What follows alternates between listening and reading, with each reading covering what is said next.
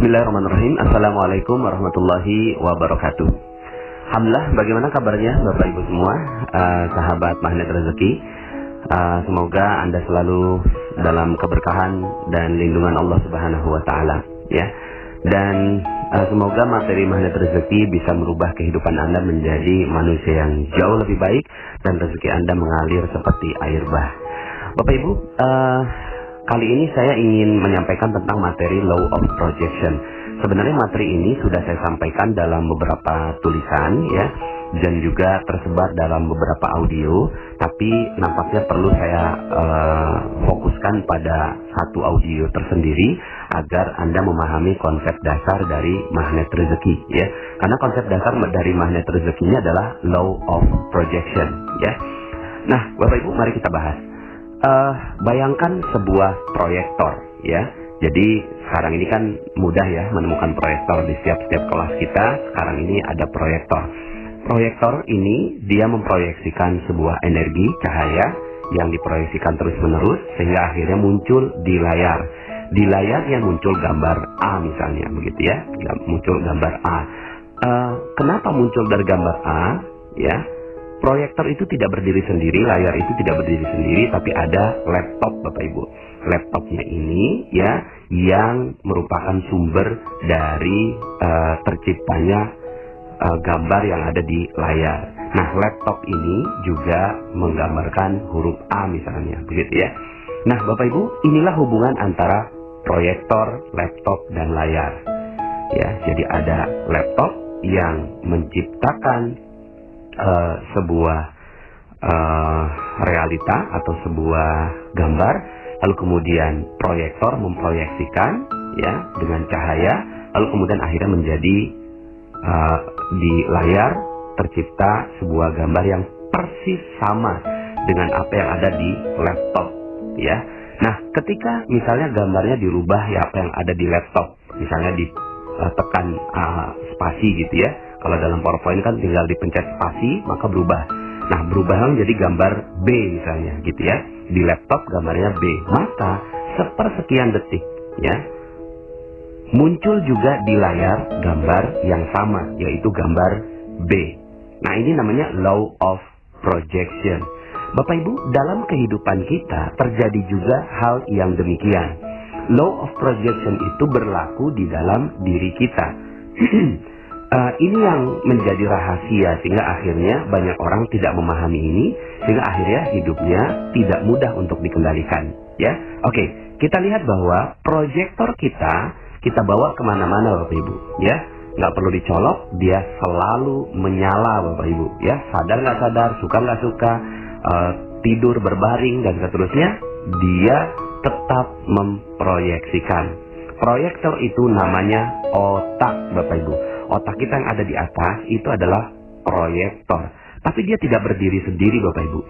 Otak kita ini dikendalikan oleh yang namanya laptop. Laptop di dalam tubuh kita, di dalam diri kita itu namanya pikiran, perasaan, dan spiritual. Ya, ini satu paket, Bapak Ibu. Ya, nanti saya akan jelaskan tentang hal ini. Tapi coba kita fokus pada pikiran dulu.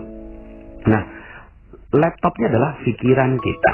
Ya, pikiran kita mengirimkan sinyal-sinyal ke otak kita memproyeksikan sehingga akhirnya menjadi layar kita. Nah, layar inilah yang namanya nasib kehidupan kita, ya. Jadi layar inilah nasib dari kehidupan kita, ya. Nah, Bapak Ibu, perhatikan ini. Ketika apa yang ada di dalam pikiran kita, maka itulah yang akan menjadi realita di dalam nasib kita. Ini sudah menjadi hukum Law of Projection. Hukum dari proyeksi. Laptop kita gambarnya A, maka layar juga A. Sama dengan hidup kita, Bapak Ibu. Pikiran kita A, maka nasib kehidupan kita adalah A. Pikiran kita B, maka nasib kehidupan kita B. Ya, maka dengan memahami konsep Law of Projection ini, Anda bisa mengendalikan kehidupan Anda, Bapak Ibu. Anda lah yang mengendalikan kehidupan Anda. Andalah yang mengendalikan bagaimana rasa kehidupan Anda. Andalah yang mengendalikan bagaimana nuansa kehidupan Anda. Andalah yang mengendalikan nasib kehidupan Anda. Di dalam Al-Quran, hal ini disebutkan di dalam surat Ar-Ra'd. A'udzubillahi minasyaitonirrajim. Innallaha la yughayyiru ma biqaumin hatta yughayyiru ma bi anfusihim. Sesungguhnya Allah tidak merubah nasib. Nasibnya di sini layar, Bapak Ibu. Sesungguhnya Allah tidak merubah layar nasib satu kaum, ya, atau kehidupan satu kaum, nasib satu kaum, ma biqaumin hatta, sehingga yughayyiru ma bi anfusihim, sehingga dia merubah apa yang ada adalah bi anfusihim, jiwanya. Jiwa ini nggak kelihatan, Bapak Ibu. Nah, jiwa inilah pikiran, perasaan, dan spiritual. Nah, ketika laptopnya berubah, pikirannya berubah, jiwanya berubah, maka nasibnya berubah. Ini sudah menjadi hukum yang Allah tetapkan di dalam Al-Quran, ya. Nanti saya akan jelaskan perbedaan antara nasib dengan takdir, Bapak Ibu, ya. Nah, saya mau bicara tentang nasib dulu. Maka Bapak Ibu, ya, apa yang ada dalam pikiran kita, itulah yang mengendalikan seluruh kehidupan kita, ya. Makanya jangan heran kalau seandainya saya katakan bahwa saya kok berani sekali gitu ya mengatakan bahwa Anda memahami materi magnet rezeki, maka hutang Anda lunas, ya. Kenapa kok begitu? Ya karena, ya, di dalam pikiran kita utang.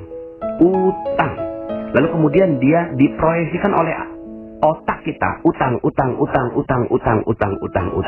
sehingga akhirnya apa yang terjadi? Yang terjadi adalah di dalam nasib kita terus-menerus berhutang. Itu yang terjadi, gitu ya. Itu yang terjadi. Siapa yang menciptakan dan mengkreasikan utang itu? Kita sendiri yang mengkreasikan itu, sehingga akhirnya orang yang terus berpikiran utang seperti ini, yakin Bapak Ibu, hakul yakin sampai meninggal dunia dia utangnya nggak akan pernah lunas, Bapak Ibu, ya. Kenapa? Karena diproyeksikan di dalam pikiran kita, diciptakan di dalam pikirannya, lalu diproyeksikan oleh otaknya, sehingga akhirnya menjadi nasibnya. Maka pikiran kita ini nggak bisa dilawan. Yang bisa kita lakukan adalah men-switch atau merubah, ya, merubah dari energi yang tidak positif menjadi energi yang positif, dari energi yang kesannya rendah, ya, menjadi energi yang tinggi, ya. Maka apa padanan kata dari utang? Utang ini rendah sekali, hina, tidak mampu, sepertinya tidak bisa berbuat apa-apa. Maka switch, Bapak Ibu, apa yang ada dalam pikiran kita switch menjadi amanah, gitu ya. Ada, tolong bisa dengarkan audio saya kembali, lunas hutang seketika, ya. Nah, Bapak Ibu, dengan men-switch ini, maka apa yang ada dalam pikiran Anda yang tadinya utang, Anda tekan spasinya menjadi amanah. Lalu kemudian pikiran Anda, otak Anda memproyeksikan amanah.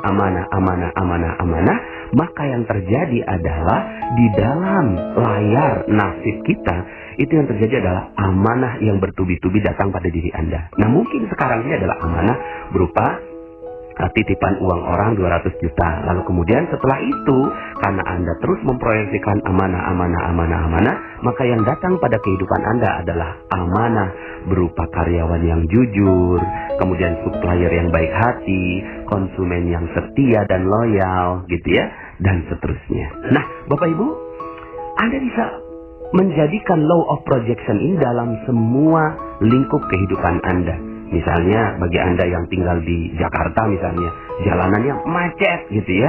Nah, macet itu Bapak Ibu adalah apa yang ada dalam realitas gitu ya. Nah, ini saya jelaskan tentang realitas. Realitas itu ada dua, Bapak Ibu. Satu, realitas sekunder, dan yang kedua adalah realitas primer. Realitas sekunder kita adalah apa yang ada dalam, apa yang Anda lihat ketika Anda membuka mata, itulah realitas sekunder. Itulah layarnya, Bapak Ibu. Ya, coba sekarang Anda tutup mata, ya, maka Anda fokus dengan yang namanya realitas primer. Realitas primer itu, ya, tidak terpengaruh dengan realitas sekunder. Realitas primernya Anda yang bisa kendalikan.